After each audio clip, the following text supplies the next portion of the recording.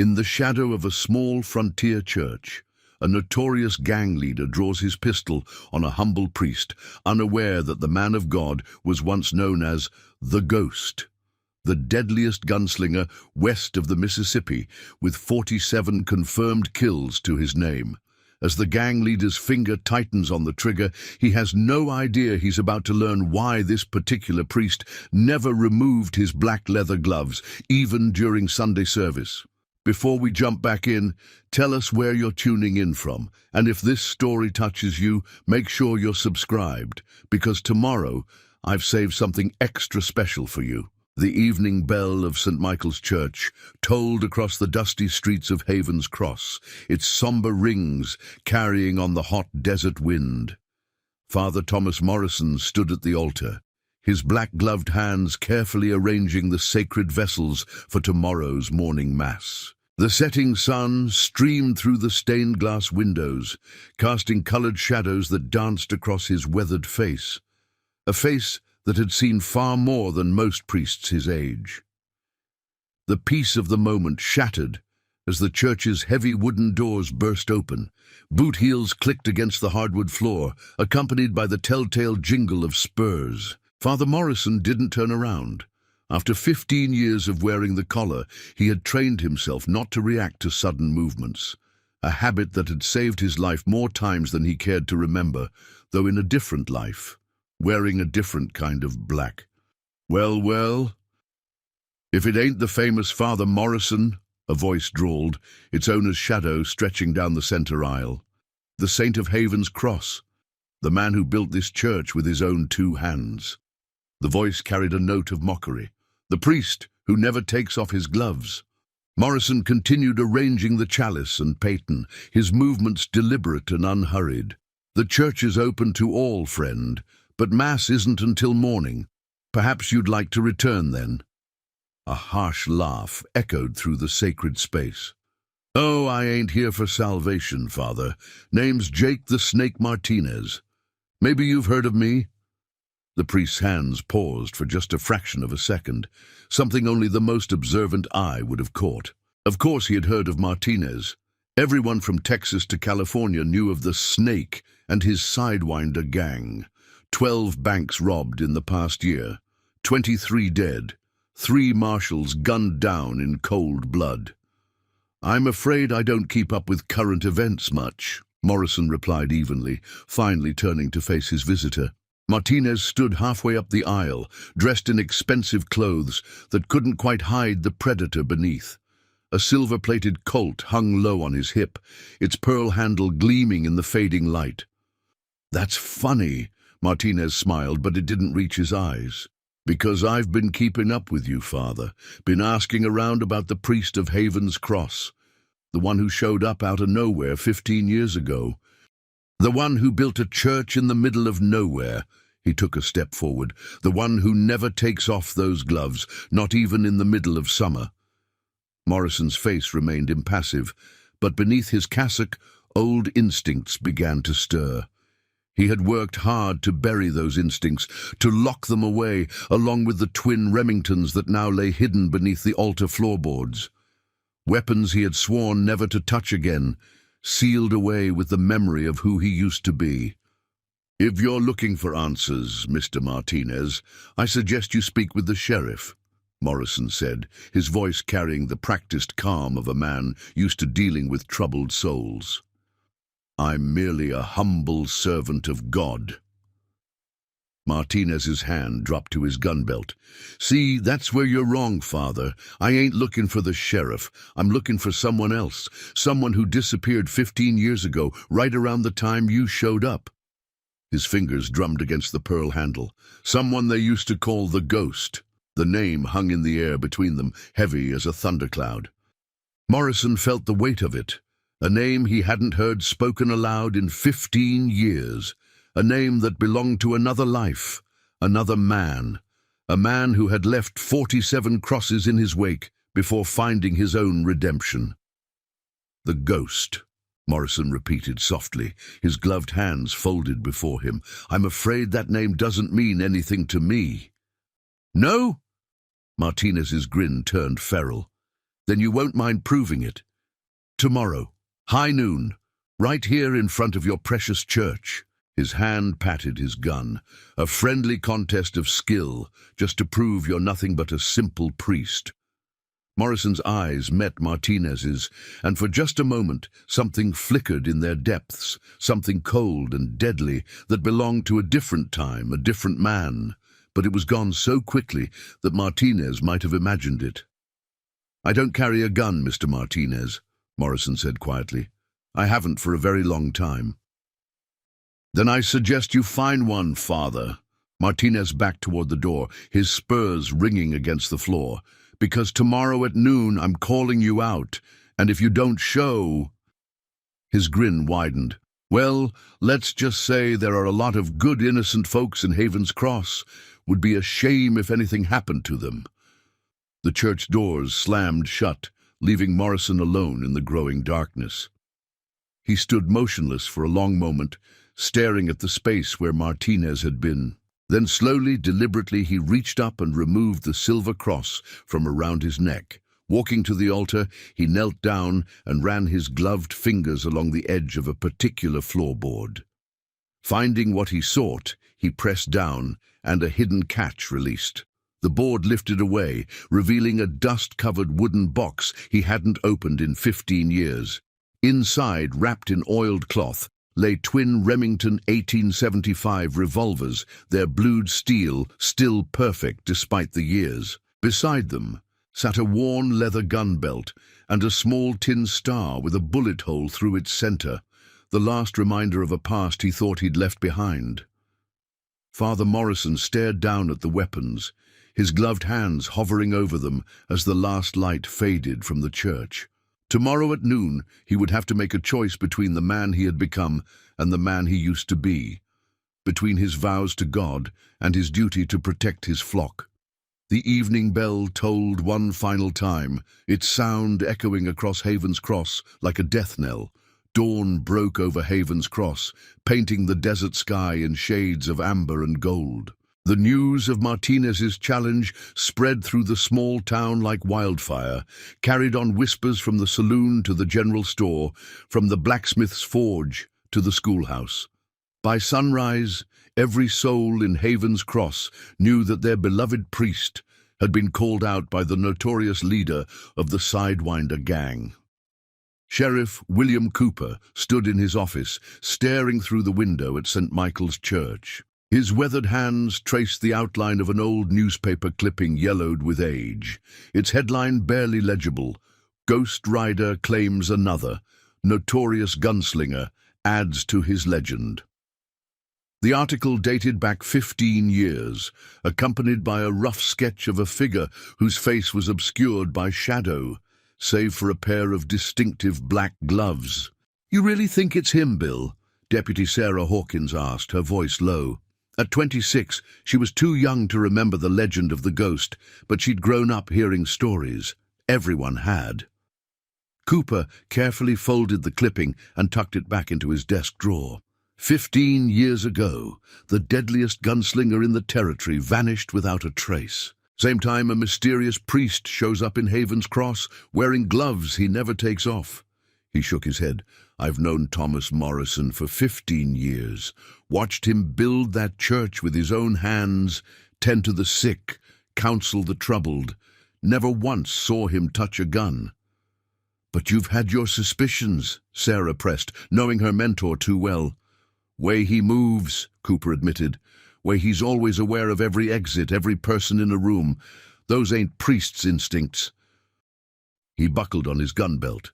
"And now we got Jake Martinez calling him out, threatening our town if he doesn't show." The morning stage rolled into town, kicking up dust as it passed the sheriff's office. But instead of continuing to the station, it stopped in front of the church. The door swung open, and a tall figure in a black duster stepped out, Dr. James Whitney, the territory's circuit-riding physician. "That's interesting timing," Sarah observed, watching the doctor climb the church steps. "Whitney's not due in town for another month." Cooper's eyes narrowed. "Man shows up right when Martinez calls out Father Morrison? That ain't coincidence." He reached for his hat. Think I'll pay the good doctor a visit." Inside the church, Dr. Whitney found Father Morrison kneeling before the altar in prayer. The physician's boots echoed on the wooden floor, but Morrison didn't turn around. "I heard about Martinez's challenge on my way through Copper Springs," Whitney said quietly. "Rode all night to get here." Morrison finished his prayer before standing. "You shouldn't have come, James. 15 years ago, I pulled 2 bullets out of you," Whitney replied, his voice carrying the weight of shared history. "Watched you burn your gun belt, take your vows. You said you were done with that life. I am done with it. And what are you going to do about Martinez?" Morrison turned, and Whitney saw the struggle in his old friend's eyes. "I took an oath to protect my flock. If I don't face him, he'll hurt innocent people." "And if you do face him?" Whitney challenged. "What about your other oath, your vows to God?" Before Morrison could answer, the church doors opened again. Sheriff Cooper stood in the entrance, his stance deliberately casual, but his right hand resting near his gun. "Morning, Father," Cooper nodded to Morrison, before fixing his gaze on Whitney. "Doc, didn't expect to see you in town so soon." "Bill," Whitney acknowledged, "I heard about the trouble brewing. Thought my services might be needed."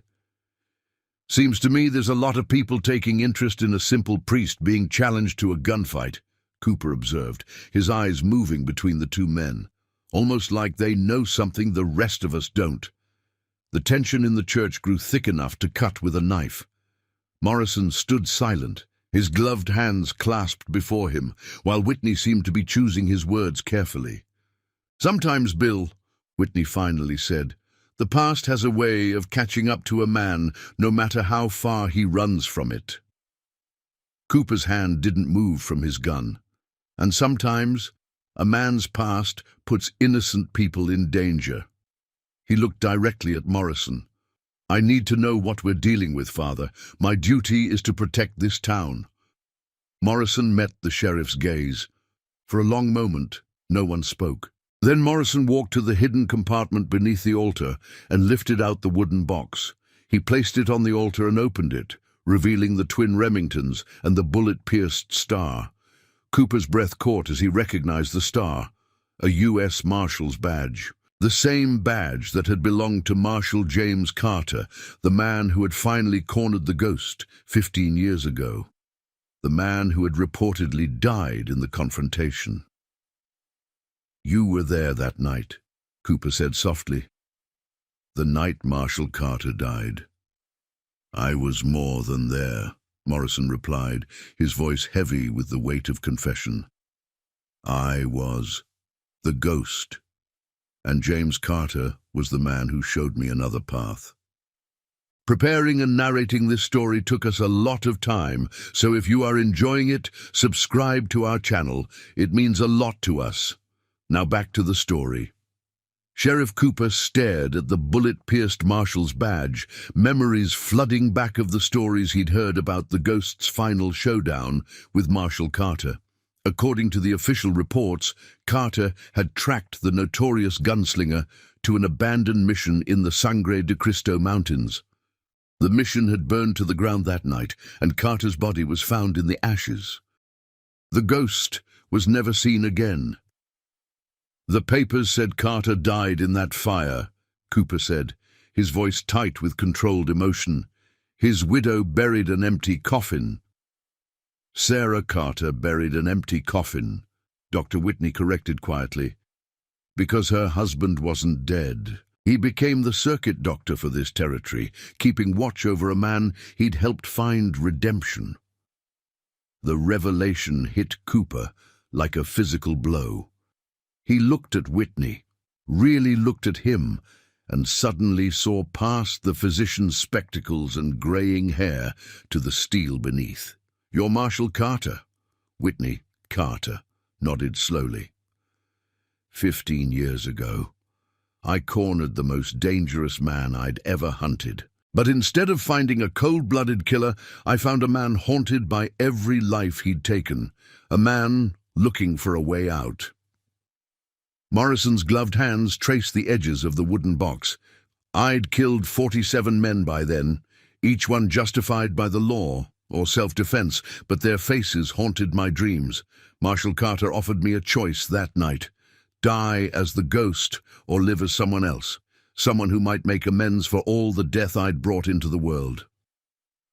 So you both disappeared, Cooper said, understanding dawning. Created new identities, new lives. And now Jake Martinez threatens to destroy everything you've built, a new voice added. They turned to find Sarah Hawkins standing in the doorway, her hand resting on her gun belt. He's not alone either. Just saw 3 more Sidewinder riders coming into town. Cooper cursed under his breath. How many total? 5 that I can see, Sarah reported.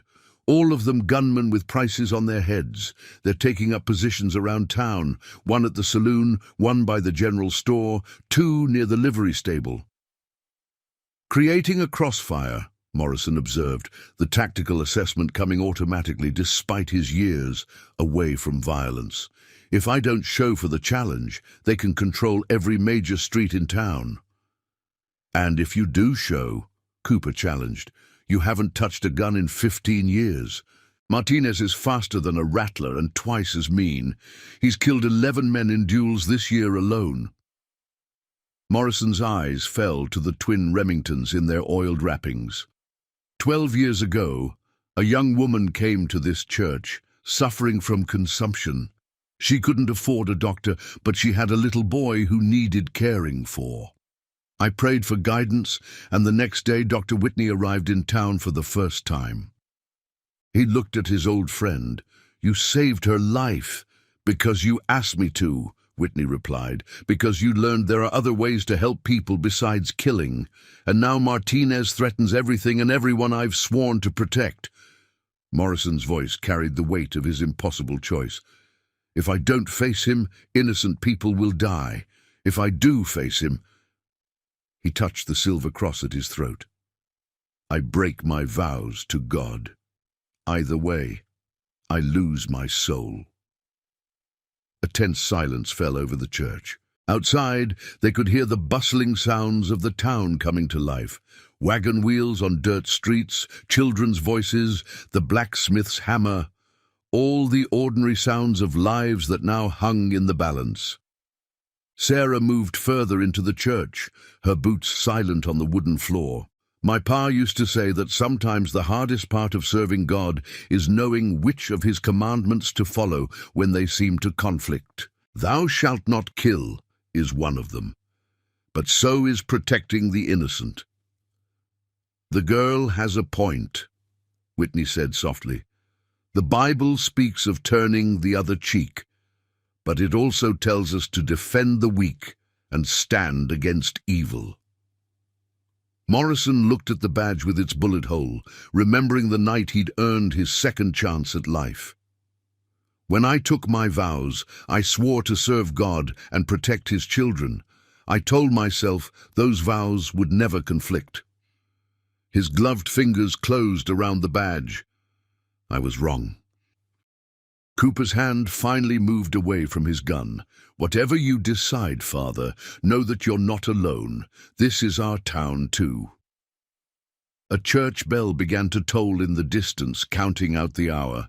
9 rings, 3 hours until Martinez's challenge. 3 hours for a man of God to decide if he would become the ghost one final time. Morrison carefully lifted one of the Remingtons from its oiled wrapping, the familiar weight settling into his gloved hand like a reunion with an old friend. God forgive me, he whispered, but I cannot stand idle while evil men threaten my flock. The hours before noon crept by with the weight of eternity. Morrison stood in the church's small vestry, his cassock hanging on its wooden peg as he examined his reflection in the age-spotted mirror. The man staring back at him wore a simple black shirt and trousers, but the familiar weight of the gun belt around his waist transformed him into something else entirely, a shadow of the man he used to be. Dr. Whitney entered quietly, carrying a leather medical bag that had seen countless miles of desert travel. Your hands, he said simply, gesturing to Morrison's ever-present gloves. Morrison nodded, slowly peeling away the black leather for the first time in 15 years. Beneath lay a network of pale scars crisscrossing his palms and fingers, the mark of a man who had once caught a superheated gun barrel to save a child from a burning building. The scars had earned him his nickname, as the newspapers claimed only a ghost could shoot so accurately with such damaged hands. "The tissue has healed well," Whitney observed professionally, examining the old wounds, "but these last few years of manual labor, building the church, working the garden, they've kept the joints limber." He reached into his bag and withdrew a small tin of medicinal salve. "This will help with any stiffness." As Whitney worked the salve into the scarred tissue, Sarah Hawkins appeared in the doorway. "2 more riders just came in," she reported. "They're positioning themselves on the roof of the Mercantile. That makes 7 of them total." "Martinez is making sure I can't slip away," Morrison said quietly, flexing his fingers as Whitney finished his ministrations. "Though he's probably more concerned about ambush than escape. The ghost had a reputation for attacking from unexpected angles." "Is that what happened with the Carson City bank robbery?" Sarah asked, her curiosity finally getting the better of her. "The history books say the ghost killed 4 men that day, but nobody ever saw him draw." A shadow crossed Morrison's face. 5 men, not 4. And they died because of their own greed. He pulled his gloves back on, the familiar leather settling like a second skin. They'd taken hostages, women and children, demanded a wagon for escape. I was on the roof when they came out. 4 shots through the skylight. The 5th tried to use a little girl as a shield. His voice grew distant with memory. "That shot I had to take from the street, right between the eyes at 40 paces. The girl never even saw me draw." Sarah's eyes widened. The ghost's speed and accuracy were legendary, but hearing Morrison describe it so matter-of-factly made the legend suddenly terrifyingly real. "Your skill was never in question," Whitney said, packing away his medical supplies. "But speed and accuracy aren't everything in a gunfight. Martinez is a killer, pure and simple. He enjoys it. You never did." "That's what made him so dangerous," Sheriff Cooper added from the doorway. He'd been listening quietly, piecing together the man he'd known for 15 years with the legend he'd heard about. The ghost never killed for pleasure or pride. Only justice and necessity made him impossible to predict. Morrison drew one of the Remingtons, the motion smooth despite the years of disuse. "I've asked God's forgiveness for every life I've taken, even the ones who deserved their fate." He spun the cylinder, checking the action. "I've prayed for their souls and for my own." "And what about Martinez?" Sarah asked softly. "Will you pray for his soul too?" Before Morrison could answer, a commotion erupted outside. They moved to the window to see a wagon rolling into town, accompanied by 2 more Sidewinder gang members. In the back of the wagon, bound and bleeding, sat Thomas Chen, owner of the town's general store, and his teenage daughter Mary. "Looks like Martinez is changing the rules," Cooper growled, his hand dropping to his gun. "Don't," Morrison warned. "They're watching every approach to that wagon. Any rescue attempt would get the hostages killed before we got within 20 feet. As if to prove his point, Martinez himself emerged from the saloon, walking with the casual arrogance of a man who held all the cards. He stopped in the street, looking up at the church windows where they stood. "Just making sure you're properly motivated, Father," he called out, his voice carrying clearly in the morning air. "Wouldn't want you having second thoughts about our appointment." He turned to his men. "Take them to the hotel, if our good priest doesn't show up at noon." He drew a finger across his throat, the gesture unmistakable. They watched helplessly as the Chens were led away, Mary's terrified eyes darting toward the church in a desperate plea for help. Morrison's gloved hands tightened on the window frame until the wood creaked in protest. "Thomas Chen gave me the lumber to build this church," he said quietly. cut me a fair price when I had almost nothing to my name. His daughter Mary brings me fresh bread every Sunday." He turned from the window, and they saw something cold and familiar awakening in his eyes. The ghost of who he used to be. "I won't let them die because of me." "Then you'll need these," Whitney said, reaching into his medical bag one final time. He withdrew a box of custom ammunition, bullets as legendary as the man who had once used them. Each round was hand-loaded with a distinctive cross carved into the soft lead nose. "You kept them," Morrison said softly, recognition in his voice. 15 years, Whitney nodded, a reminder of the man you were and the man you became. He pressed the box into Morrison's hands. "Choose wisely which one faces Martinez at noon." The morning sun climbed higher over Haven's Cross as the town held its collective breath. Inside the church, Morrison methodically loaded the cross-marked bullets into his Remingtons, each round sliding home with a quiet click that echoed in the sacred space. His movements were precise, deliberate, the muscle memory of countless mornings spent preparing for death, now awakened after 15 years of peace. Sheriff Cooper stood at the window, watching the Sidewinder gang members patrol the streets like wolves circling their prey. 9 of them now, he reported grimly. They've got every exit covered, every rooftop watched. Martinez isn't taking any chances with your reputation. The ghost's reputation, Morrison corrected, his voice distant as he checked the cylinder's timing. I buried that man 15 years ago. Did you? Whitney asked softly from where he sat in the front pew, his medical bag open beside him as he prepared bandages for whatever was to come. Or did you just give him a different purpose?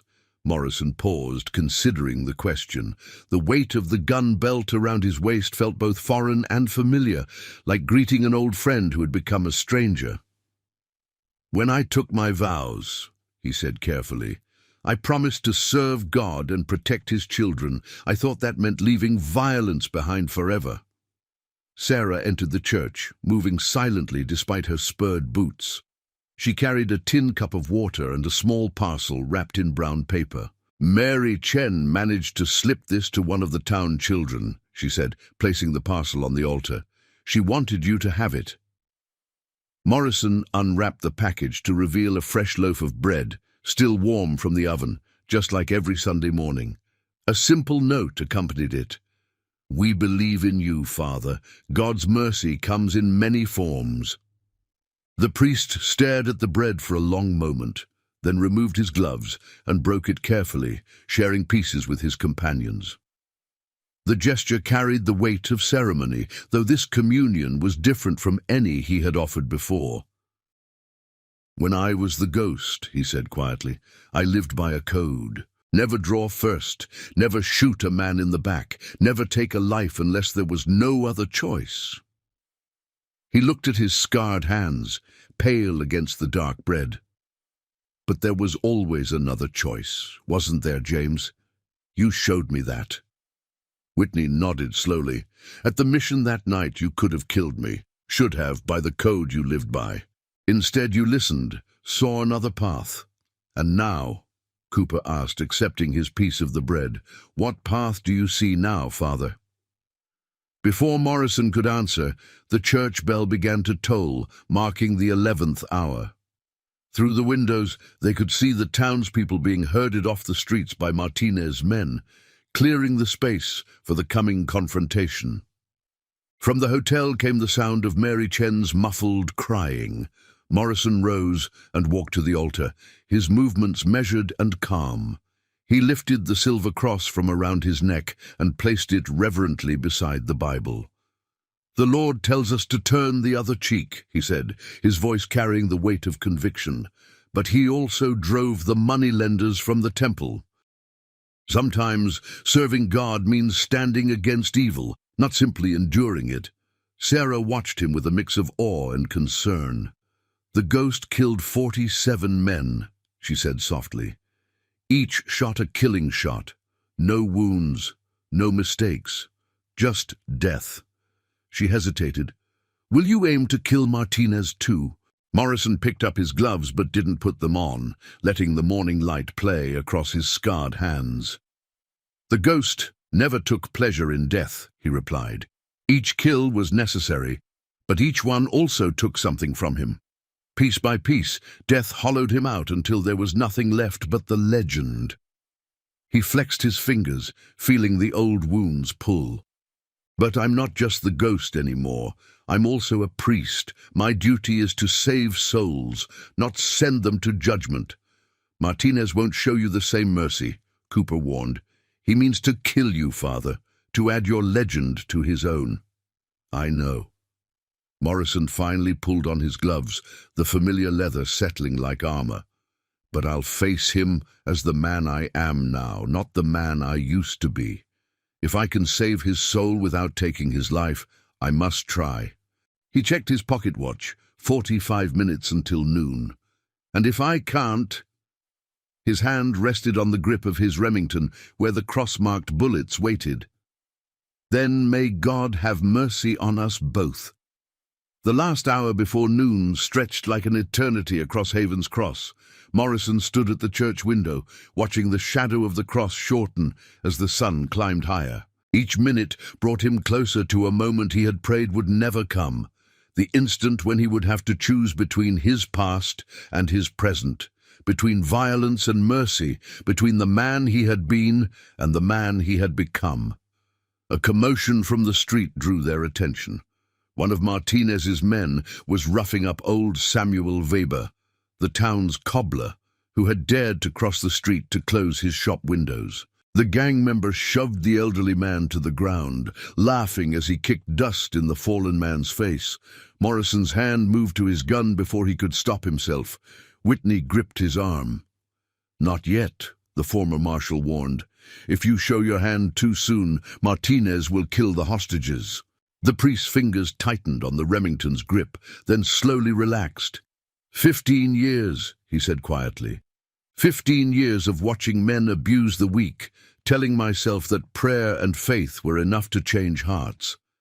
How many times did I hear confessions from men who'd been beaten, women who'd been terrorized, knowing I had the power to stop it?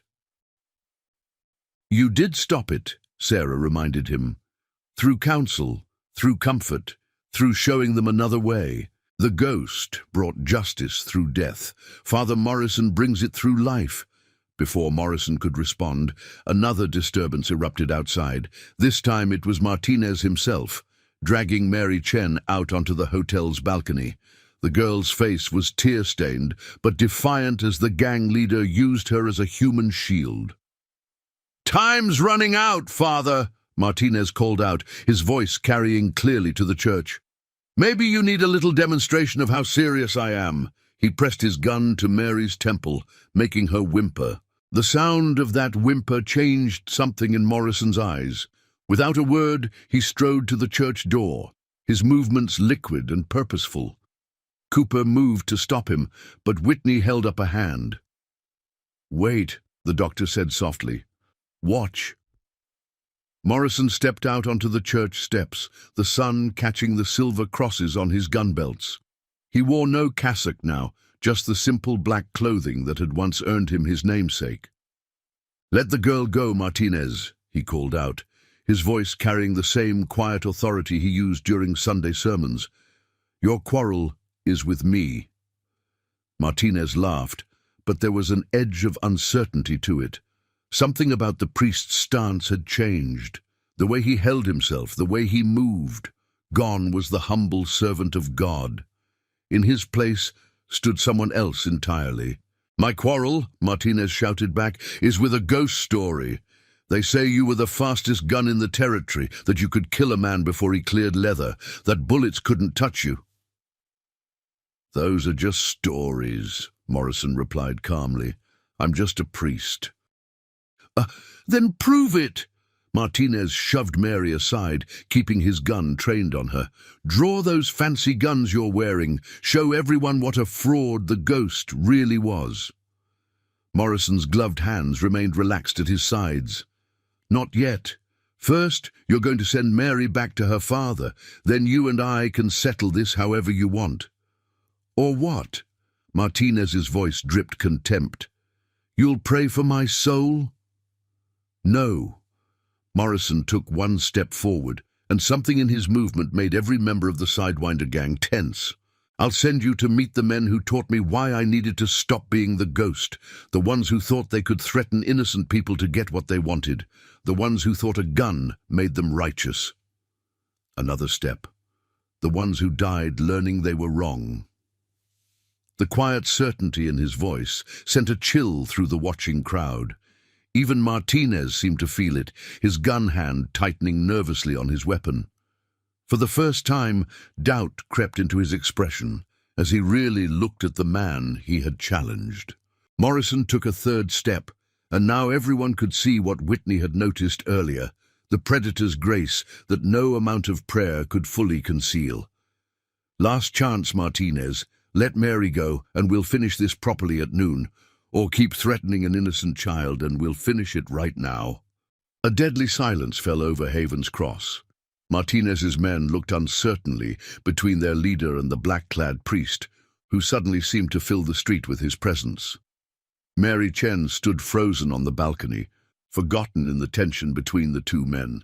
Finally, Martinez lowered his gun. "Get back to your father, girl," he spat. "The priest and I have business to settle."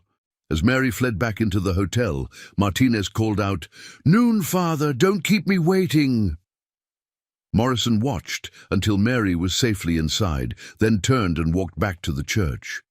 Only those closest to him saw the slight tremor in his gloved hands, the way his shoulders sagged once he was out of sight of the street. "My God," Sarah whispered as they followed him inside. "I've never seen anything like that." "Few have," Whitney said quietly. "That's why they called him the Ghost. Not just because he could appear and disappear like a spirit, but because he could make hardened killers feel the shadow of their own deaths just by walking toward them." Morrison sank onto a pew, his face lined with tension. "I swore I'd never be that man again," he said softly. "Never use fear as a weapon, never let the darkness back in." "You used it to save an innocent girl," Cooper pointed out. "Seems to me that's exactly what a priest should do. Use whatever tools God gave him to protect his children." Morrison looked down at his gloved hands, remembering other times they had brought death and salvation. "Perhaps," he said finally. "But Martinez will be ready now. He knows what he's facing." He checked his pocket watch. 30 minutes until noon. And at noon, fear won't be enough. One way or another, blood will stain this sacred ground. The church bell began to toll the half-hour, its bronze voice singing out across Haven's Cross like a mourner at a funeral yet to come. As the echo of the bells faded, Morrison rose from the pew and walked to the altar. His movements were measured, each step carrying the weight of memories he had tried to bury.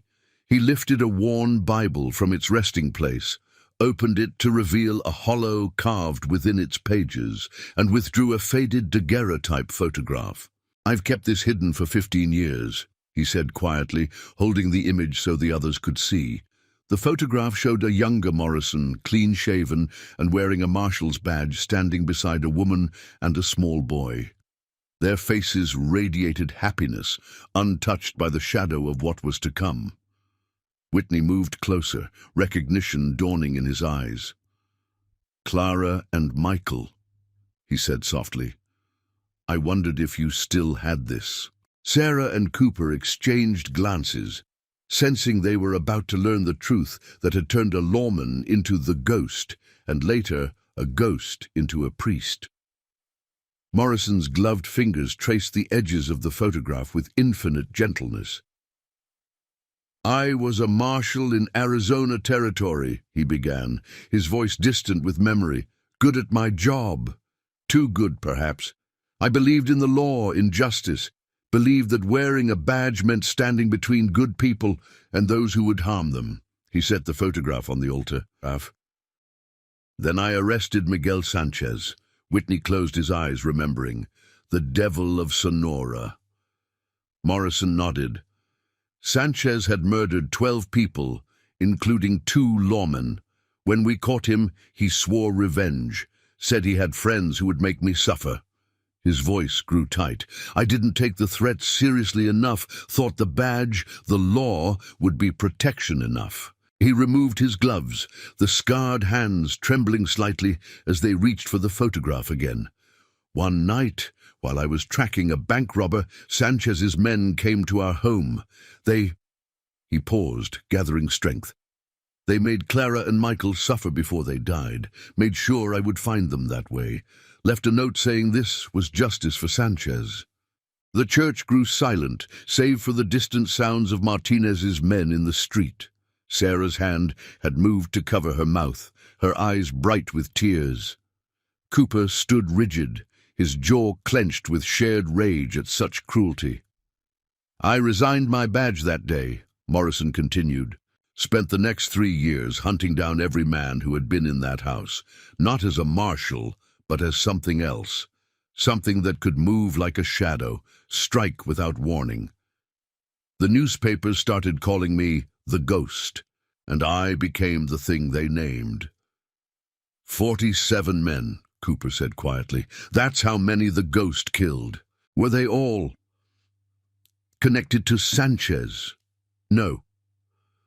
Morrison's scarred fingers closed around the photograph. The first 12 were the ones who killed my family. The rest.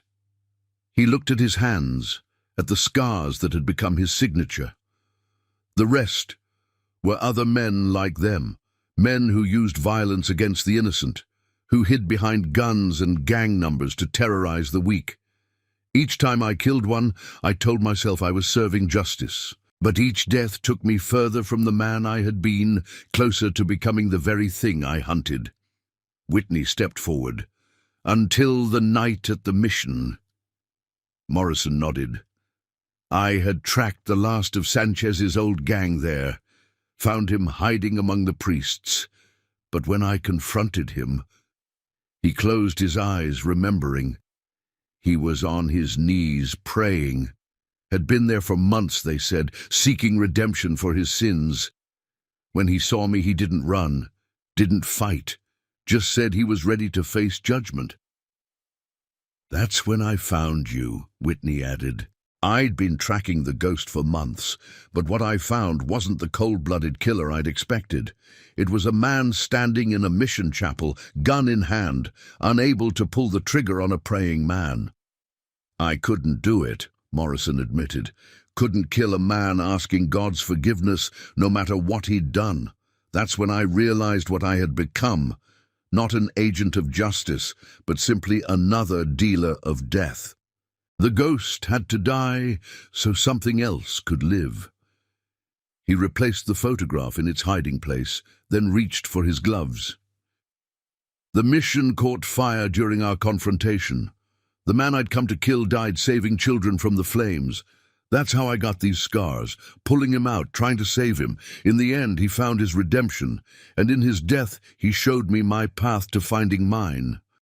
Sarah looked toward the street, where Martinez and his men waited. And now, what path will you follow when you face Martinez? Morrison pulled on his gloves with deliberate care. Martinez is what I could have become. A man who uses death to prove his worth, who threatens the innocent to feed his pride. His voice hardened. But I'm not just the Ghost anymore, dealing death from the shadows. I'm a priest who understands that sometimes God's mercy comes with a cost. The church bell began to toll again, marking the quarter hour before noon. Morrison lifted his guns, checking them one final time. Martinez wants to face the Ghost, to prove himself against a legend. Instead, he'll face a priest who knows that every soul, even his, is worth trying to save. He looked at his companions, his eyes carrying the weight of both his past and his present. But if he forces me to choose between his soul and the lives of innocent people, then he'll learn why even killers once feared to whisper the Ghost's name. The quarter hour before noon brought an oppressive silence to Haven's Cross. The desert wind had died away, leaving the town holding its breath. Morrison stood at the church window, watching as Martinez's men cleared the streets, herding the remaining townspeople into the saloon and hotel. Through the glass, he could see Thomas Chen being forced to his knees in the hotel doorway, a silent reminder of what was at stake. 10 minutes, Cooper announced quietly, checking his pocket watch. The sheriff's hand rested on his own gun, though they all knew he couldn't intervene. Martinez had made it clear.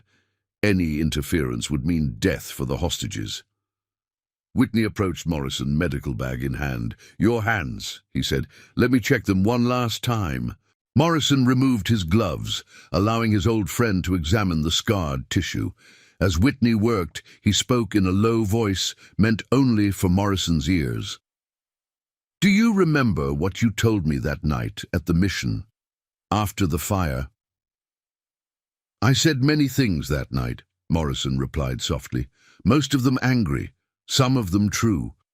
You said that every man you killed took a piece of your soul with him." Whitney's fingers probed the old burn scars carefully. "That each death hollowed you out until there was nothing left but the killing." Morrison flexed his fingers, feeling the pull of scar tissue and memory. "I meant it then. Still do." "Then why take up the guns again?" Whitney pressed. "You found peace here, built something meaningful. These people love you as their priest, not their protector." Before Morrison could answer, a shot rang out in the street. They rushed to the window to see one of Martinez's men standing over the crumpled form of elderly Samuel Weber. The old cobbler had apparently tried to reach his shop again, defying the gang's orders. "Get him inside!" Martinez shouted from the hotel balcony. "If he lives, he lives. If he doesn't—" The gang leader shrugged, his casual dismissal of human life more chilling than any threat. Morrison's hands tightened into fists, the scars standing out white against his skin. "That's why," he said quietly. "Because men like Martinez don't stop. They take and take, destroy and corrupt, until someone stands against them." He pulled his gloves back on with deliberate care. "I became the ghost to hunt evil men. I became a priest to save souls. Perhaps God has brought me to this moment to do both." Sarah appeared in the doorway, her face tight with concern. "Doc, they're bringing Weber to the church. Says he won't last long without help." Whitney grabbed his medical bag, but Morrison held up a hand. "Wait," he turned to Cooper. "Sheriff, I need your word on something. When noon comes, no matter what happens, you keep the doctor in here with Weber. These people will need him more than I will." Cooper started to protest, but Morrison cut him off. "I've seen men like Martinez before. If he falls, his gang will either run or try to take revenge. Either way, there may be more wounded who need care." His voice carried the authority of both priest and gunslinger. "The living take priority over the dead." The sheriff studied Morrison's face for a long moment, then nodded slowly. "You have my word." They carried Weber into the church, the old man's blood staining the clean wood of the floor. As Whitney worked to save him, Morrison knelt beside the cobbler and began to pray. The words were familiar, last rites, spoken too many times over the years, but now they carried a different weight. "Through this holy anointing," he spoke softly, making the sign of the cross, "may the Lord in his love and mercy help you with the grace of the Holy Spirit." His gloved hand rested gently on Weber's forehead. "May the Lord who frees you from sin save you and raise you up." The church bell began to toll again, 5 minutes until noon. Morrison rose, his black-clad figure casting a long shadow across the wounded man. The same hands that had offered blessing and healing would soon be asked to bring death once more. "It never gets easier," he said quietly, almost to himself. "Every death, justified or not, leaves its mark on the killer and the killed." He turned to his companions, his expression set with grim determination. "But if blood must be shed today, let it be shed for the right reasons, not for vengeance or pride, but for protection, not for the legend of the ghost, but for the people of Haven's Cross." The bells faded away, leaving only the sound of Whitney working to save Weber's life and the steady tick of the clock counting down to noon. Outside, Martinez's voice carried clearly through the window. "Time's running out, Father. Coming out to face judgment, or do I need to make some more examples?" Morrison drew one of his Remingtons, the metal catching the light from the stained glass windows. The cross-marked bullets waited in the cylinder, each one a promise of either salvation or damnation. "God forgive me," he whispered, "for I do not know if I can forgive myself." 3 minutes until noon. Morrison stood before the church's altar one final time, his reflection fractured in the stained glass windows that he had installed with his own hands. Each pane told a story of divine judgment and mercy: Daniel in the lion's den, David facing Goliath, Christ driving the merchants from the temple. Now, in the desert sun, they cast their colored shadows across his black-clad figure like a reminder of the two worlds he straddled. "Your collar," Whitney said quietly, holding out the white band that marked a priest's calling. "Will you wear it?" Morrison considered the symbol of his sacred office with careful deliberation. "Would it be hypocrisy," he asked softly, "to wear God's collar while carrying instruments of death? The Bible speaks of a time for peace and a time for war," Sarah offered from where she knelt beside Weber's unconscious form.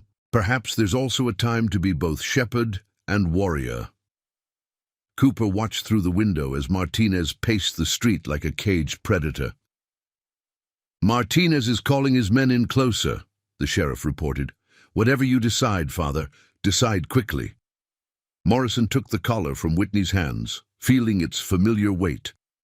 "When I first put this on," he said, "I thought it meant leaving the ghost behind forever, burying the man I had been beneath prayers and penance." His scarred fingers traced the white band.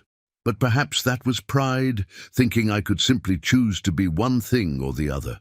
We are all made up of our past choices, our present actions, and our future hopes." Whitney nodded slowly. "The ghost was born from a lawman's need for justice. The priest was born from the ghost's need for redemption. Perhaps today they both serve God's purpose." A sudden commotion outside drew their attention. One of Martinez's men was dragging Mary Chen into the street, the young woman struggling against his grip. "Time's up, Father," Martinez called out. "Show yourself now, or the girl bleeds." Morrison's decision crystallized in that moment. With practiced motions, he secured his collar in place, its white band stark against his black shirt. "The collar stays," he said firmly. "Let Martinez and his men see exactly who they face, not just the ghost, not just the priest, but both." "And if they mock your faith," Cooper asked, "use it to question your resolve. Then they understand neither faith nor resolve." Morrison checked his guns one final time, the movements automatic after so many years. "A priest's collar isn't a symbol of weakness. It's a declaration of purpose. Today, my purpose is to protect my flock by whatever means God places in my hands." The church bell began to toll noon. Through the windows, they could see Martinez shoving Mary aside as he took up position in the center of the street. The gang leader had shed his coat, revealing a gun belt adorned with notches, one for each man he'd killed. "It's time," Morrison said quietly. He turned to his companions, these witnesses to his dual nature. "Whatever happens next, remember this. The ghost killed for vengeance, but Father Morrison acts for protection. If I die out there, let them remember me as I lived these past 15 years, not as the shadow I once was." "And if you live?" Sarah asked softly. Morrison's hand rested on the grip of his Remington, where the cross-marked bullets waited. "Then perhaps I'll finally understand why God led me down both paths, why he made me both weapon and shepherd." He moved toward the door, then paused. "Doctor, that night at the mission, you offered me a chance at redemption. Today, I have to offer the same to Martinez." "Even after everything he's done?" Cooper demanded. The threats, the violence, Weber's shooting, especially after all that, Morrison replied. A priest's duty is to save souls, not condemn them. I'll offer Martinez the same choice I was given, a chance to step back from the abyss. His voice hardened slightly. But if he refuses that chance, if he forces me to choose between his soul and innocent lives, then he'll face both the priest's judgment and the ghost's justice. Whitney stepped forward, placing a hand on Morrison's shoulder. May God guide your aim and guard your soul, old friend. Morrison nodded once, then straightened to his full height. With measured steps, he walked to the church doors, each movement a perfect blend of priestly dignity and gunfighter's grace. As he reached for the handle, he spoke one final time, his voice carrying the weight of both his callings. When this is over, he said, whether I live or die, let it be said that I faced evil as both the man I was and the man I became, not divided, but unified in purpose. He opened the door, letting in the harsh desert light. A priest's hands can bring both blessing and judgment. Today, they may need to bring both. The noon sun hung directly overhead as Morrison stepped out onto the church steps, its harsh light casting no shadows. The street before him had become an arena, with Martinez's men positioned strategically around its edges, their weapons trained on the hostages gathered in front of the hotel. The gang leader himself stood in the center of the dusty road, his silver-plated gun glinting like a serpent's scales. Morrison descended the steps with measured grace, each movement deliberate and controlled. His black clothes and white collar created a stark figure against the weathered wood of the church, while his twin Remingtons rode low on his hips, their worn grips speaking of years of use before their long retirement. "Well, well," Martinez called out, his voice carrying across the tense silence. "The holy man finally shows himself, but what's this?" He gestured mockingly at Morrison's collar. "Still wearing your priest's clothes? Planning to pray me to death?" Morrison stopped at the base of the steps, his gloved hands relaxed at his sides. "The collar stays," he said quietly, though his voice reached every corner of the street, "to remind us both that even now there's a choice." "A choice?" Martinez laughed, but there was an edge to it. Something about the priest's calm demeanor had unsettled him. "The only choice here is how you die, old man, on your knees begging for mercy, or on your feet trying to prove you're really the ghost." "You're wrong." Morrison took another step forward, and several of Martinez's men shifted nervously, their guns tracking his movement.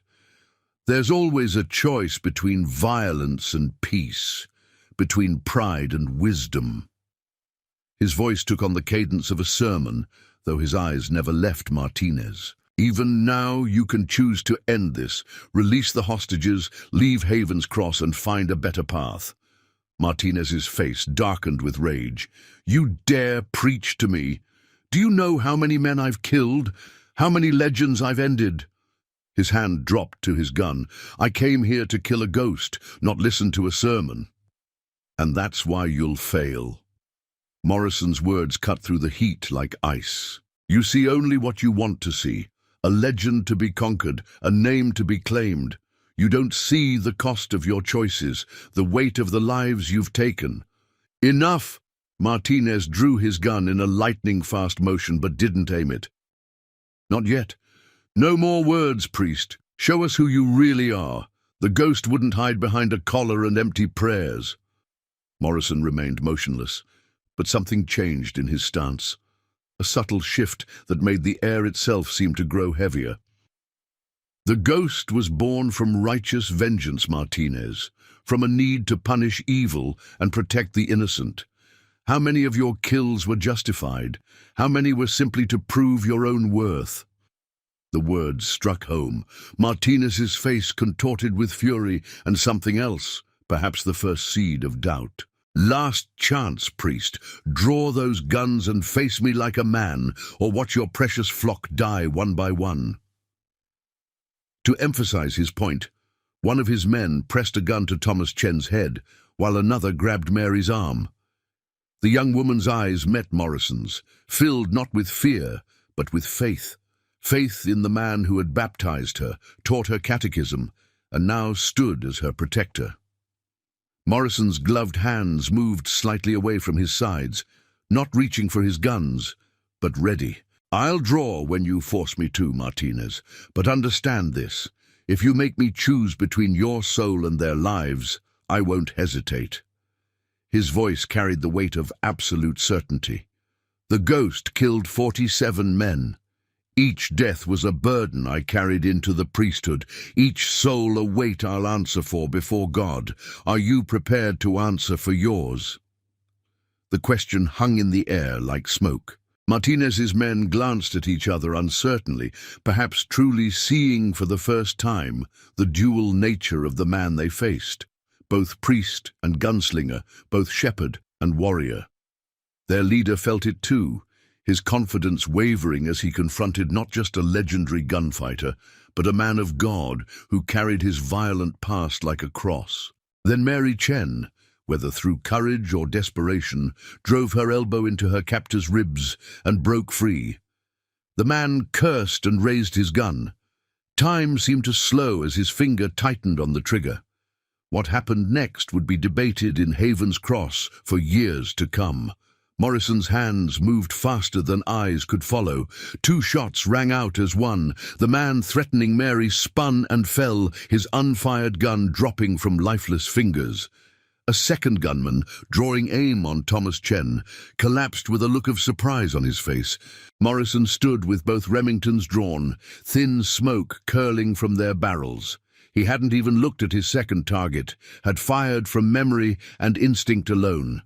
The cross-marked bullets had found their marks with deadly precision, proving that 15 years of peace hadn't dulled the ghost's legendary skill. "First blood's been drawn," Morrison said quietly, his guns remaining trained on the fallen men's companions. "The choice of what happens next is still yours, Martinez. But understand, those men died because they chose to threaten an innocent girl. Every death that follows will carry the same weight, the same judgment." His voice hardened. "Choose wisely. The ghost brings death without hesitation, but the priest in me still hopes for your redemption." The street hung suspended in that moment of decision, balanced on the edge of a blade between violence and mercy, between the legend of the ghost and the wisdom of Father Morrison. The next move would decide them all. The desert wind carried the acrid scent of gunsmoke across Haven's Cross as Morrison stood unwavering, his Remingtons trained on the remaining members of the Sidewinder gang. At his feet, the 2 fallen men lay still, their blood darkening the dusty street. The cross-marked bullets had done their work with terrible efficiency, each shot placed with the precision that had made the ghost a legend. Martinez hadn't moved since the shots were fired, his own gun still half-raised. Something had changed in his expression, the arrogant sneer replaced by something closer to recognition. "I didn't believe it at first," he said, his voice carrying across the tense silence. "Thought the stories were exaggerations. 2 shots, fired as one. Never even looked at the second target." "The ghost's signature," one of his men whispered, fear evident in his tone. "They said he could kill 2 men with a single heartbeat between shots." Morrison's response was measured, his voice carrying the dual authority of priest and gunslinger. "I took no pleasure in those deaths, Martinez, just as I took no pleasure in the 47 that came before. Each one was a choice, their choice to threaten innocent lives, my choice to stop them." "Innocent?" Martinez spat the word like poison. "You want to talk about innocent lives, priest? Tell them about Silver Creek. Tell them what the ghost did there." The name hit Morrison like a physical blow, though his aim never wavered. Behind him he heard Whitney's sharp intake of breath. The former marshal also remembered Silver Creek. "Silver Creek was different," Morrison said quietly. "I was different then." "Different?" Martinez's laugh held an edge of hysteria. You killed 12 men that day. 12! Not in self-defense, not protecting the innocent. You hunted them down like animals. Morrison's gloved fingers tightened imperceptibly on his guns. They were Sanchez's men, the ones who murdered my family. They were my brothers! Martinez's mask of control finally cracked, revealing the raw hatred beneath. Miguel Sanchez was my uncle. Those men you executed were my flesh and blood. I was 17, watching from the hills as the ghost turned our camp into a slaughterhouse. The revelation rippled through the watching crowd. Mary Chen, now safely behind her father, gasped softly. Sarah's hand moved to her gun, but Cooper held her back with a warning glance. Now you understand, Morrison said softly. Why you're really here. Not to prove yourself against a legend, but to avenge your family. They weren't saints, Martinez acknowledged, his gun still trained on Morrison. But they deserve better than dying on their knees, begging for mercy from a shadow with twin Remingtons. But mercy? For the first time, an edge of anger entered Morrison's voice. Did they show mercy to my wife? To my son? Did they grant them quick deaths, or did they make them suffer first? The words hung in the air like lead. Martinez's men shifted uncomfortably, perhaps realizing for the first time that they stood in the shadow of a vendetta much older and deeper than they had known. I was young, Martinez continued, his voice tight with suppressed emotion. Didn't understand everything they'd done, but I understood what you did to them. Understood how the ghost became a name that haunted our family's dreams. So I learned, practiced, killed until my reputation grew bigger than yours. And became exactly what you hated, Morrison observed quietly. A killer who destroys innocent lives to prove his worth.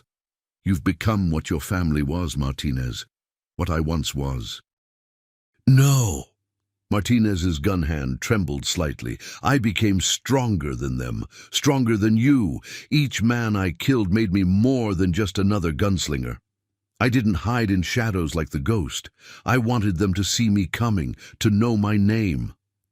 And that's the difference between us, Morrison replied, his voice taking on the cadence of a sermon. The ghost killed from vengeance, but learned the weight of each death. You kill from pride and have learned nothing. His eyes, filled with both compassion and steel, met Martinez's. It's not too late to choose another path. I found mine through God's grace. You can find yours. Save your sermons, Martinez snarled, but doubt had crept into his voice. You think a collar and some prayers erase what you did? My brother's blood still stains your hands, priest. Yes, Morrison acknowledged. It does. Every life I took marks my soul, and I'll answer for each one before God. He slowly lowered one of his Remingtons, though the other remained unwavering. But you don't have to add more blood to your own ledger. Let go of this hatred, Martinez. Don't let vengeance consume you as it once consumed me. For a moment, something flickered in Martinez's eyes, a glimpse of the wounded youth who had watched his family die, who had built himself into a killer to fill the void their deaths had left. Then his face hardened once more. Pretty words, priest, he said coldly, but words won't bring back the dead. Only blood answers blood. His finger tightened on the trigger.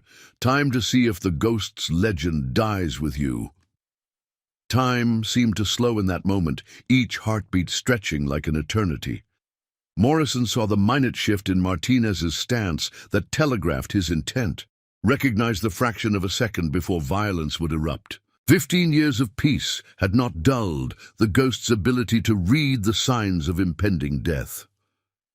Last chance, Martinez, Morrison said, his voice carrying across the street with the authority of both priest and gunslinger. Think about what happens after. Think about the weight you'll carry.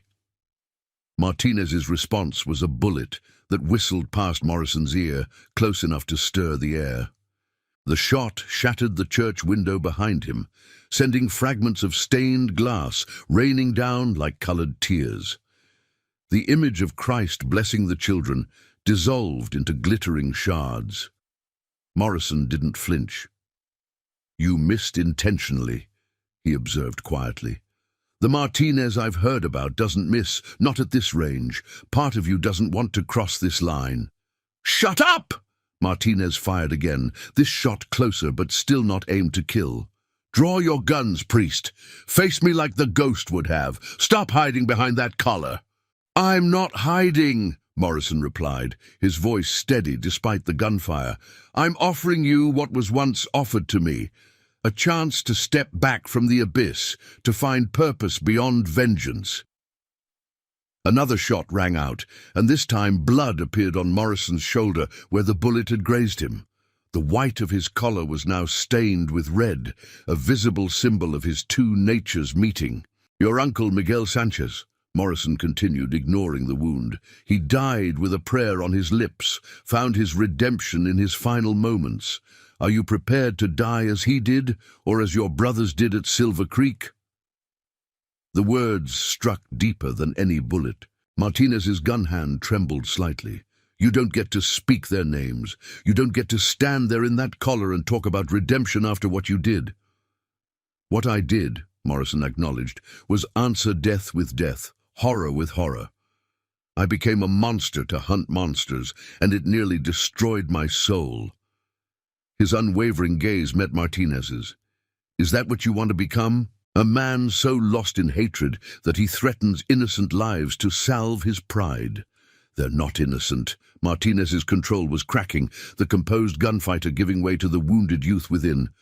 "None of us are innocent. You proved that at Silver Creek." Morrison nodded slowly. "You're right. We all carry guilt, all bear the weight of our choices." His gloved hand tightened almost imperceptibly on his remaining drawn Remington.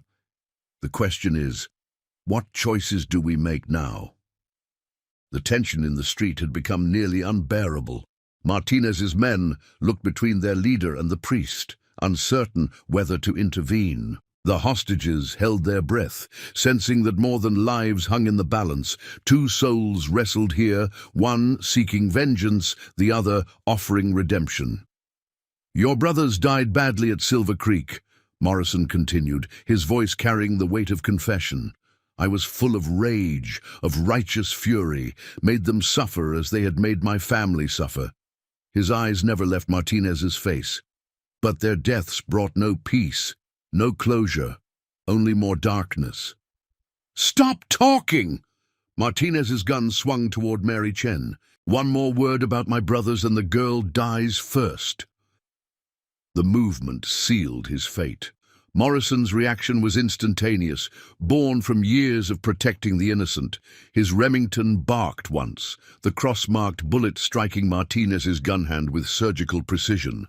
The gang leader's weapon spun away, taking 2 fingers with it.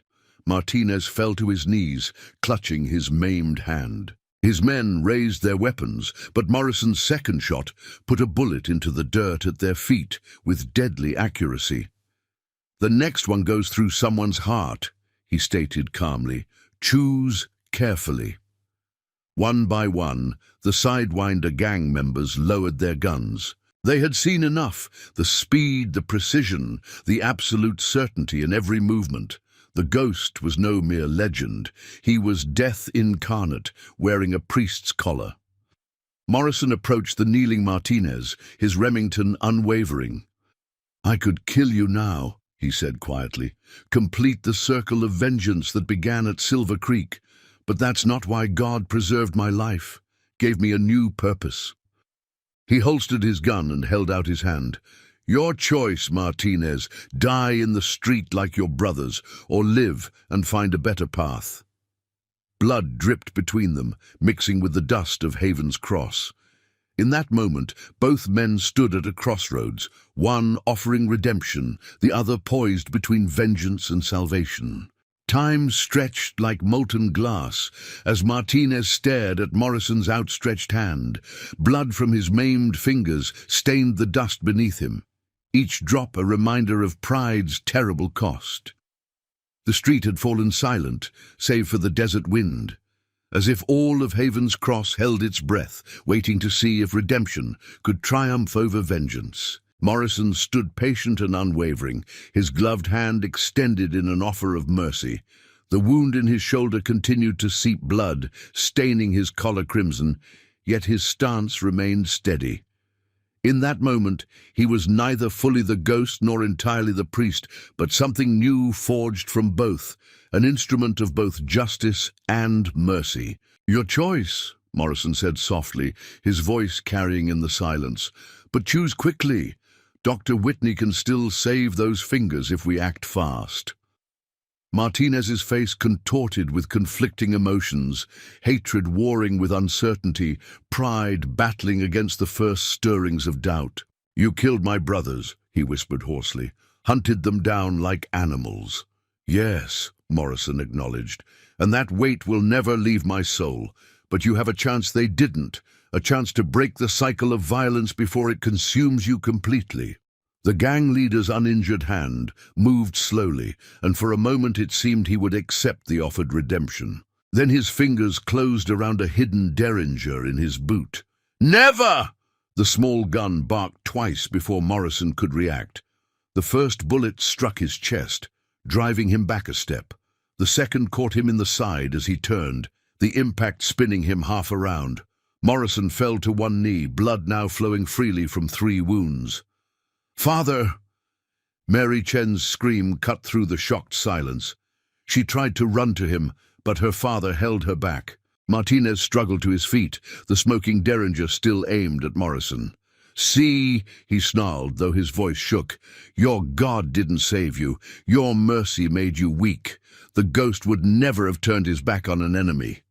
Morrison raised his head slowly, and those watching drew back at what they saw in his eyes. The priest's compassion remained, but now it was edged with something older, colder, the deadly focus that had made the ghost legendary. "You're wrong," Morrison said quietly, his voice steady despite his wounds. "The ghost died by violence. The priest lives by faith." His gloved hand moved to his chest where the first bullet had struck. "And faith, Martinez, takes many forms." With careful movements, he withdrew something from his shirt pocket, a small Bible, its leather cover scarred by the bullet that would have pierced his heart. The second shot had struck his side, where the flesh was unprotected, but the first had found only the word of God. "Even now," Morrison continued, rising steadily to his feet, "you have a choice. Even now, redemption is possible." Blood stained his black clothes darker, but his voice never wavered. "Look at your hands, Martinez.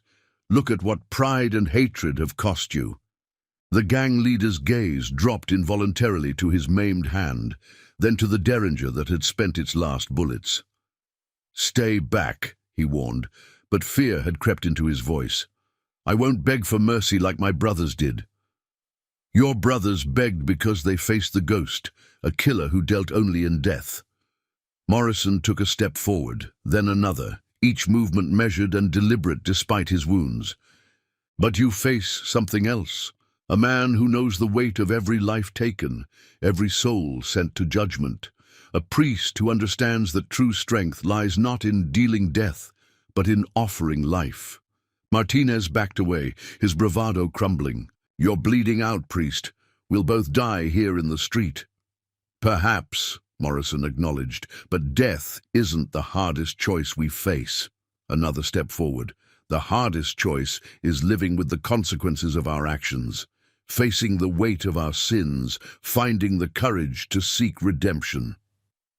The street had become a sacred space, the confrontation between priest and gunslinger transforming into something deeper, a battle not just for life and death, but for the very soul of a man lost to hatred.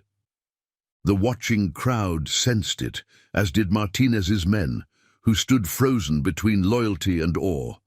Blood dripped steadily from Morrison's wounds, marking his slow advance like stations of the cross. Yet his eyes never left Martinez's face, seeing past the hatred to the wounded youth within. "Your brothers died cursing my name," he said softly. "Your uncle died with a prayer on his lips. Which ending will you choose, Jake Martinez?" The use of his first name struck Martinez like a physical blow. How long had it been since anyone had called him Jake? How many years had he spent building himself into a legend of cruelty to match the ghost's legend of vengeance? "I can't," he whispered, and for the first time his voice carried the pain of the boy who had watched his family die. "I can't let their deaths mean nothing." "Their deaths already mean something," Morrison replied, close enough now to reach out once more. "They show us the price of choosing hatred over mercy, vengeance over redemption." His gloved hand extended again, an offer of salvation bought with blood. "The only question is whether their deaths will claim your soul as well." The desert sun seemed to hold its breath as Morrison's words hung in the air. Blood from his wounds had traced a path across Haven's Cross, marking his slow advance toward Martinez like the stations of a very different kind of cross. The gang leader stood trembling, his maimed hand clutched to his chest, his eyes wide with the terror not of death, but of choice. Behind Morrison, Dr. Whitney had emerged from the church, his medical bag in hand. The former marshal's face was tight with concern as he watched his old friend bleed, but he made no move to intervene. He understood that what happened next would determine not just Morrison's fate, but the fate of every soul present. "Your hand needs attention," Morrison said softly, still holding out his own in offering. "The longer we wait, the more likely gangrene sets in. Even now your pride costs you dearly." Martinez's eyes darted between Morrison's outstretched hand and the blood-stained Bible visible in his shirt pocket. "How?" he whispered hoarsely. "How can you offer mercy after everything? After Silver Creek? After what I just did to you?" "Because 15 years ago, a man I had hunted showed me that same mercy," Morrison replied, his voice steady despite the pain evident in his features. "Showed me that vengeance is a circle that never ends unless someone has the courage to break it." His gloved hand remained extended, unwavering. "I'm offering you that chance now, Jake. Not because you deserve it, but because breaking the circle of violence is worth any price." A tremor ran through Martinez's frame. "But my brothers will still be dead," Morrison finished gently. "Just as my wife and son will still be dead, just as every man the ghost killed will still be dead. We cannot change the past, Jake. We can only choose what we become because of it." The gang leader's uninjured hand clenched and unclenched, as if feeling the phantom weight of his dropped guns. "I spent 17 years becoming strong enough to kill you," he said, his voice carrying the confusion of a lost child. "What am I if I give that up?" "A man," Morrison answered simply.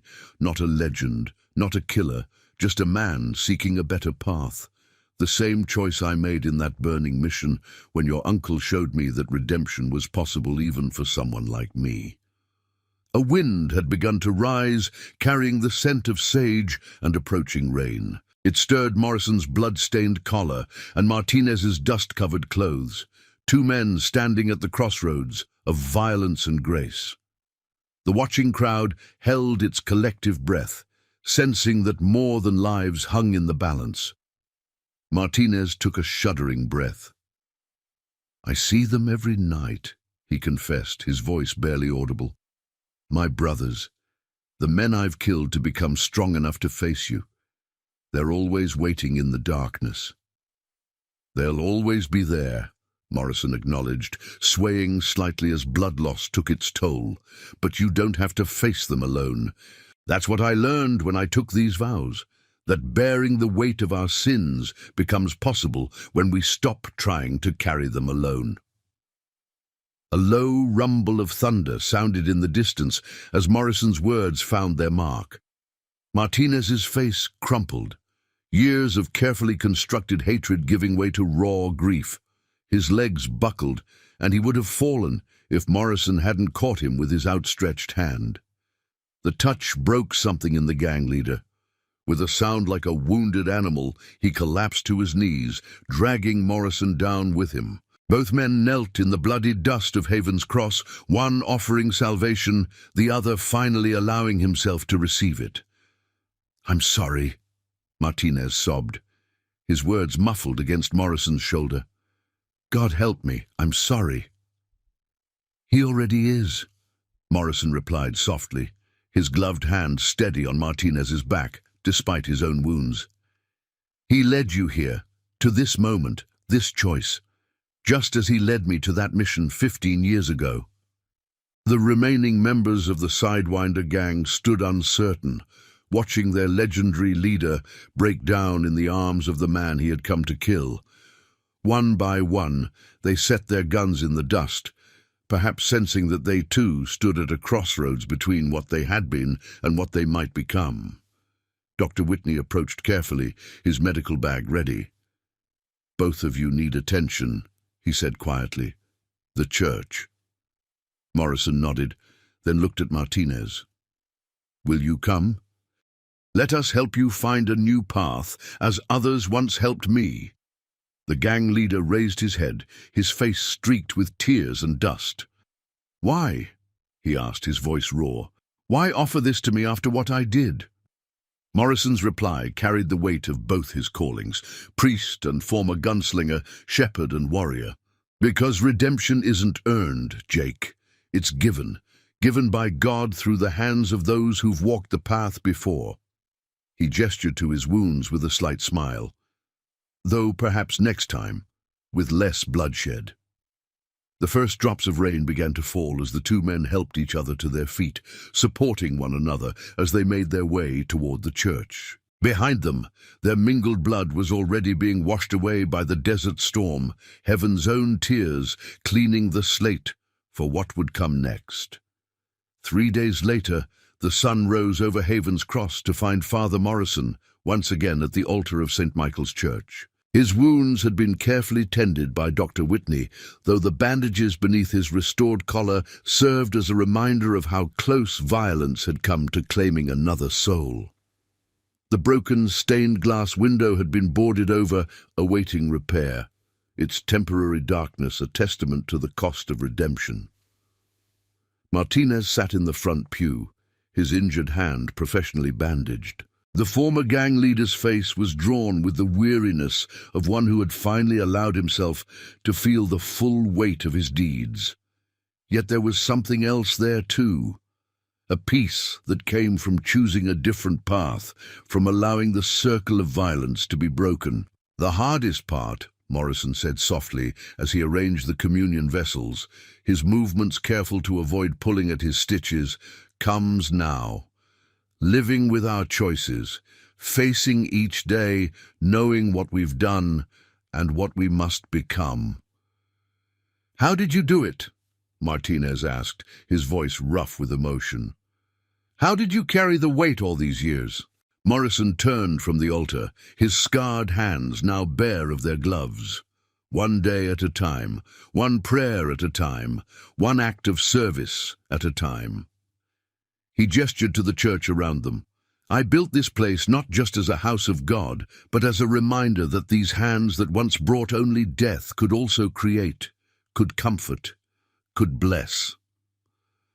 Through the church doors, they could see Haven's Cross coming to life. Thomas Chen was reopening his store, Mary bringing fresh bread to the recovering Samuel Weber.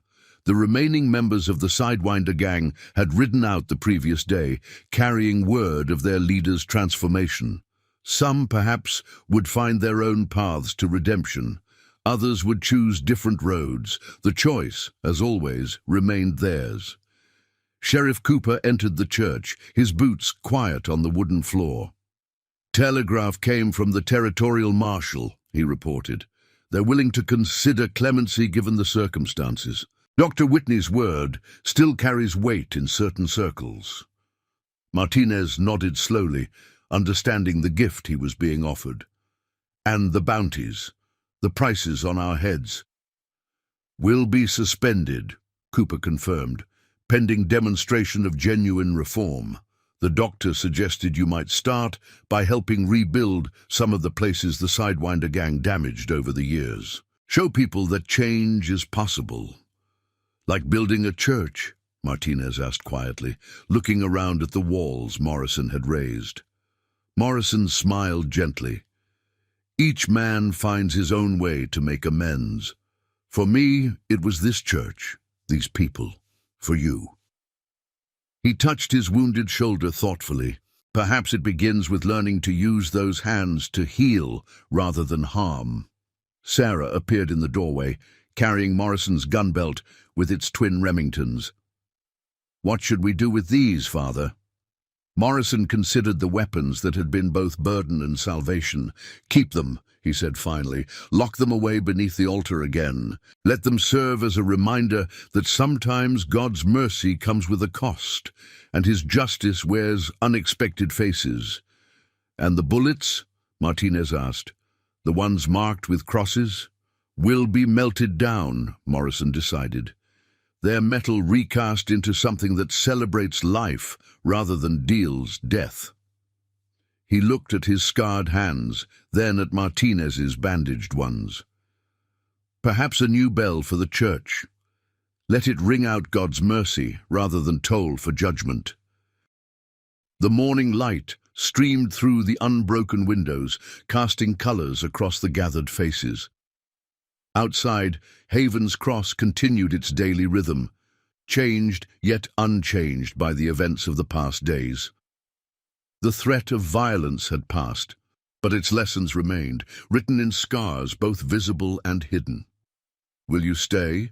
Morrison asked Martinez. There's much work to be done here, many souls in need of someone who understands the weight of redemption.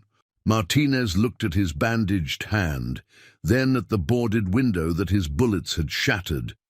I spent 17 years becoming strong enough to face the ghost, he said thoughtfully. Perhaps I can spend the next 17 learning to face myself. Morrison nodded, understanding both the choice and its cost. He reached for his priest's stole, the purple cloth a symbol of penance and preparation.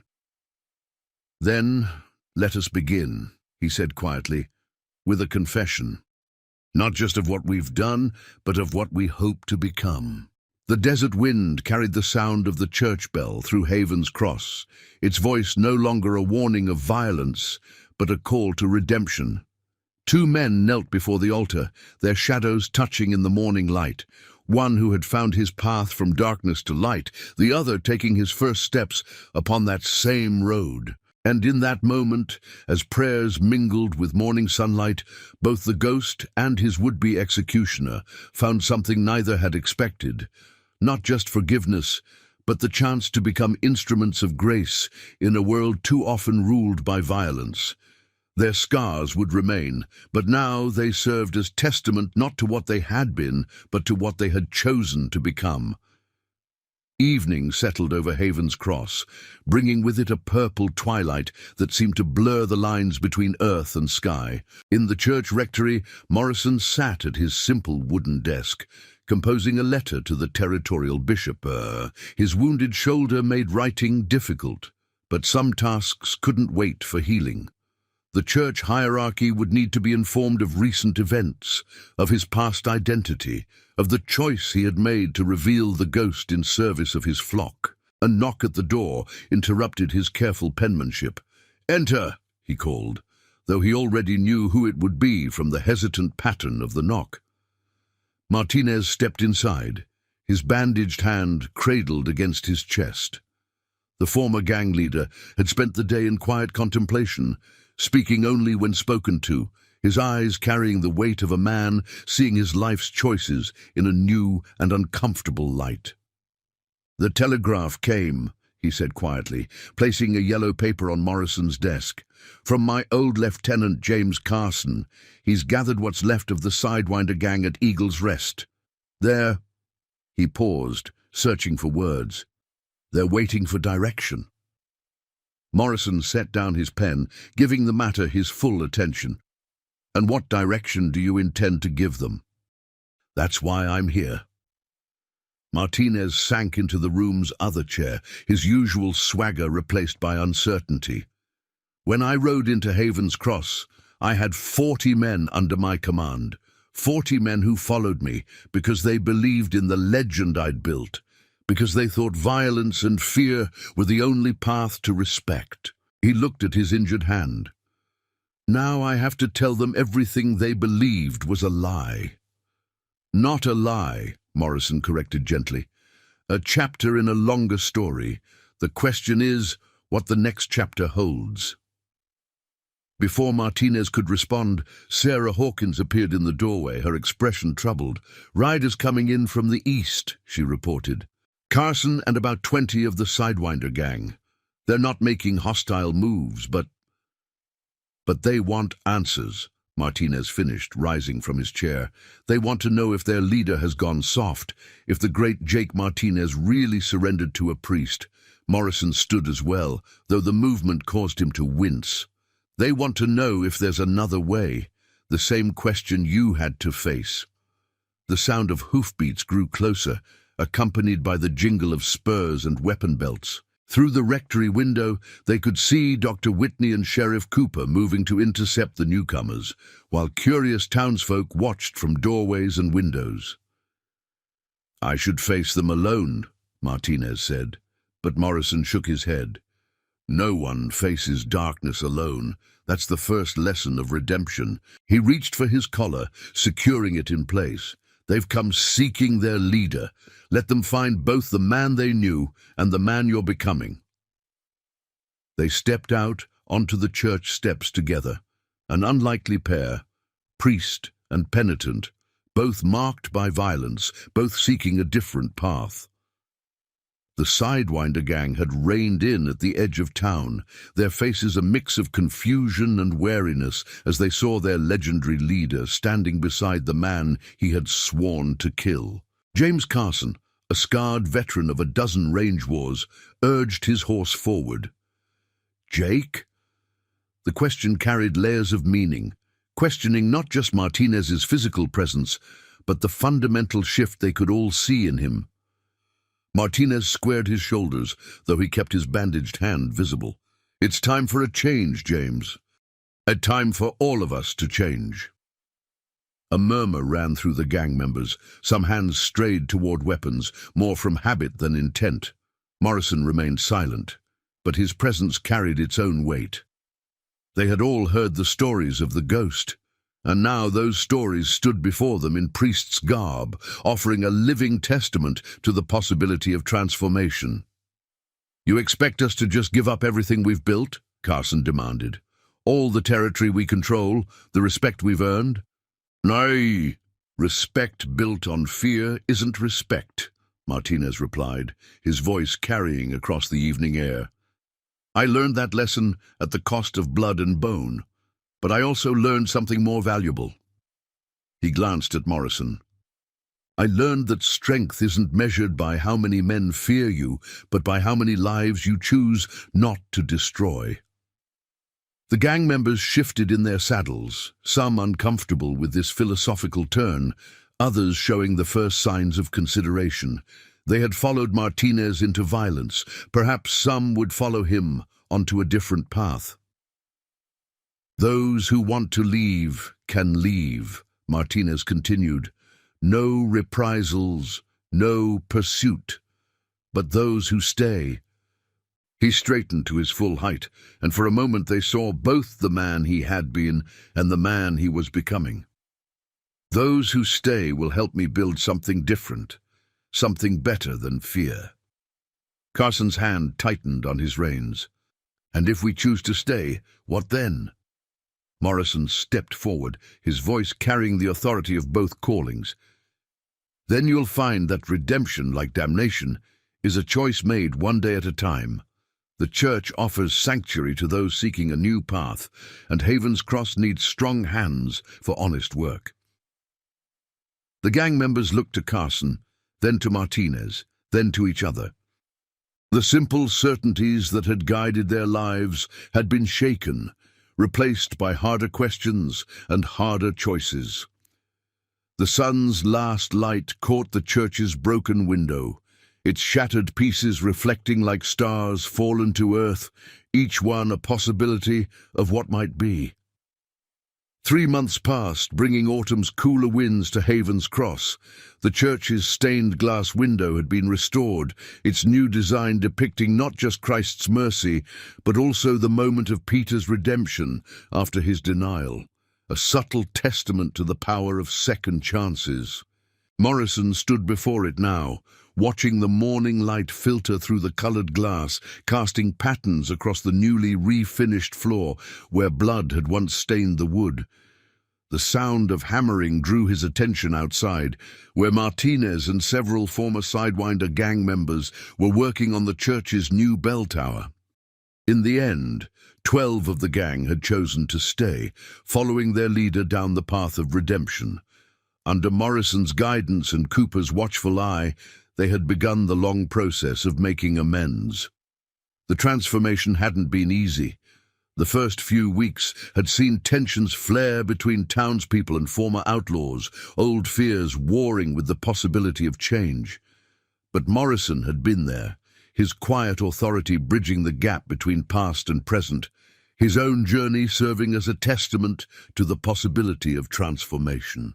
"The new bell arrives tomorrow," Dr. Whitney said, joining Morrison at the window. The former marshal had chosen to make Haven's Cross his permanent residence, understanding that the work of redemption, like healing, required constant care. Martinez insisted on paying for it himself, with money earned honestly. Morrison nodded, noting how his old friend had dropped the pretense of their former identities. The truth of who they had been was now woven into the fabric of Haven's Cross, no longer a secret to be hidden, but a testament to the power of choice and change. "How are his hands?" Morrison asked, watching Martinez guide a younger man in the proper way to set a beam. "Healing well, the fingers we couldn't save, but he's adapted." Whitney's professional assessment carried undertones of deeper meaning. "He's learning to build rather than destroy. It's good therapy both for the body and the soul." Their conversation was interrupted by the arrival of Sarah Hawkins, now wearing a deputy's badge with quiet confidence. "Territorial Marshal's report came in," she announced, holding up a telegram. "They've confirmed pardons for those who chose to stay, contingent on continued good behavior and restitution." Morrison accepted the paper, his own hands now ungloved. The scars remained, but he no longer felt the need to hide them. Like his past, they had become part of his testimony, a visible reminder that wounds could heal, that damaged hands could learn to bless as well as harm. The church door opened, admitting Mary Chen with her usual basket of fresh bread. She paused at the sight of Martinez on the scaffold, her initial hesitation now replaced by cautious acceptance. The former gang leader had spent weeks apologizing to those he had threatened, not with words alone, but with actions, helping in the store, protecting the delivery wagons, showing through daily choices that his change was genuine. "Father," Mary called, setting down her basket, "the children are ready for their lesson, if you're not too busy." Morrison smiled, remembering how the Sunday school had grown in recent months.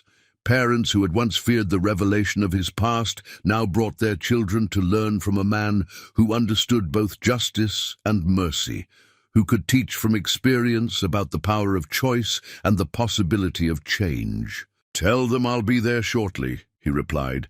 "Today's lesson is about forgiveness." As Mary left, Martinez descended from the scaffold, wiping dust from his hands. "Never thought I'd be helping build a church," he said quietly, joining Morrison by the window. "Never thought I'd find peace in honest work."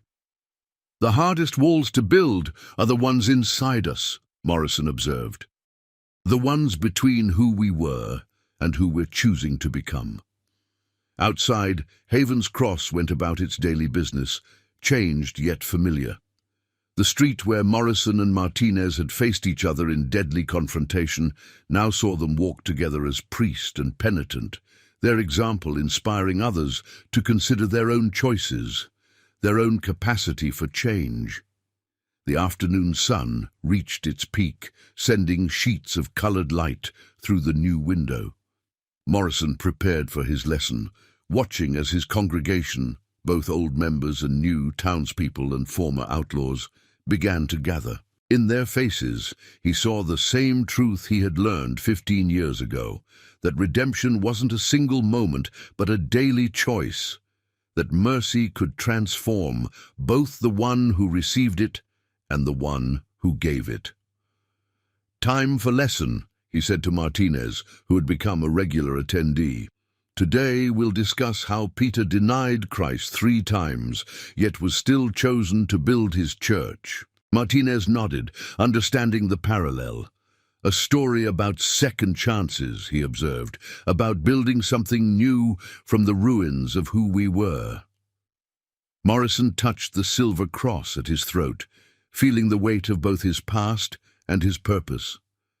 "That's what this church has always been," he said quietly.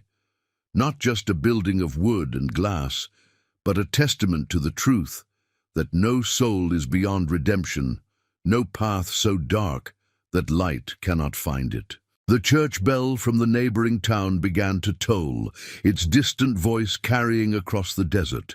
Soon, Haven's Cross would have its own bell, its song joining the chorus of redemption. But for now, the old bell's tone served as a reminder that change, like grace, came one toll at a time, one choice at a time, one soul at a time. And in that moment, as priest and penitent walked together into the church, the ghost's legend was finally laid to rest, not through violence or vengeance, but through the harder path of mercy and transformation. The story of Haven's Cross had become not just a tale of a gunslinger who became a priest or an outlaw who found redemption, but a testament to the truth that every soul carried within it the capacity for change, and that sometimes the greatest miracles came not from divine intervention, but from the simple, profound choice to break the circle of violence and choose a different way. The end up next. You've got 2 more standout stories right on your screen. If this one hit the mark, you won't want to pass these up. Just click and check them out. And don't forget to subscribe and turn on the notification bell so you don't miss any upload from us.